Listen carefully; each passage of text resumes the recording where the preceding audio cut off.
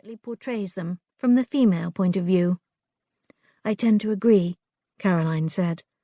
That narrows the field of possibilities to half the population of London. Delilah's bright blue eyes twinkled. Speculation has been rampant since the very first column, but I do have a theory.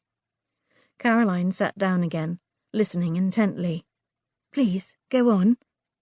It must be someone who has access to grand balls, esteemed drawing-rooms, and aristocratic parties. But I suspect she exists somewhere on the fringes. Not spurned exactly, but certainly not embraced to the bosom of London's elite. Yes, that does stand to reason. Caroline thought about the columns she'd studied the day before and smiled. Anyone who encourages young women to nick brandy from their fathers and brothers does not adhere closely to society's strictures.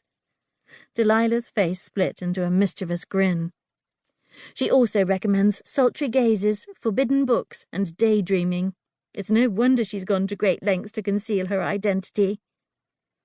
I certainly have no wish to expose her, but I can't escape the feeling that she somehow is key to discovering who I am.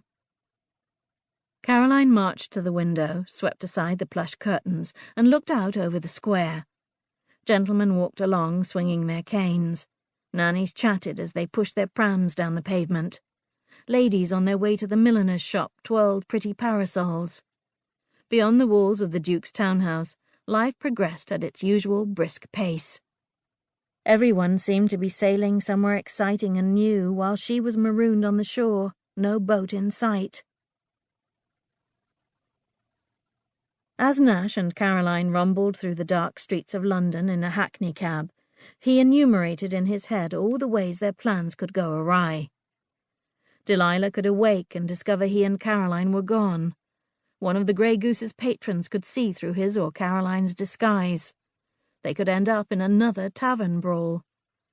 But, if he was honest with himself, the real source of his worry was how Caroline would respond to returning to the scene of her injury.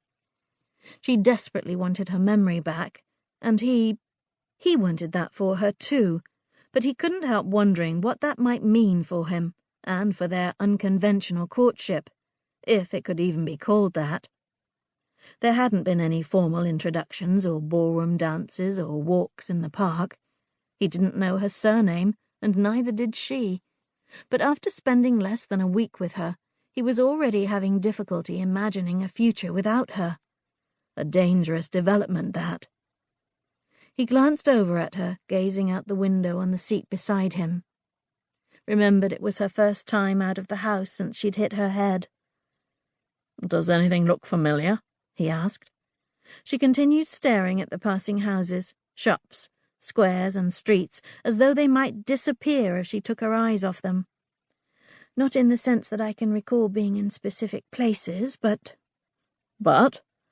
I do sense that I belong here. Does that make any sense at all? It does. He longed to tell her that perhaps her instincts were telling her she belonged with him, but instead he reached between them and held her hand, wishing they weren't both wearing rough leather gloves. "Remember," he said, "anything that compromises your disguise puts you at risk, so try not to talk. Stay close, and for the love of God, no smiling." Predictably defiant, she beamed at him. "From the moment we step out of the cab, I promise to stay by your side, silent and sullen." "You'll need to if we're going to have the slightest chance of fooling anyone." He scowled at her long lashes and elfish chin. "Let's hope the tap room is dimly lit and the clientele are pleasantly drunk." As the cab rolled to a stop, she took a deep breath, gave his hand a little squeeze, and released it. "Here we go," she said, all her hopes and fears for the evening plain on her lovely face. "Everything will be fine," he said. "Trust me." It took every ounce of restraint he possessed not to grasp her waist as she hopped out of the cab or place his hand at the small of her back. For the next half hour they were blacksmith and apprentice. He pulled his cap low over his brow and strode to the door of the tap room. "Let's go." Caroline followed at Nash's heels, taking in the exterior of the Grey Goose. Large mullioned windows, cloudy with smoke,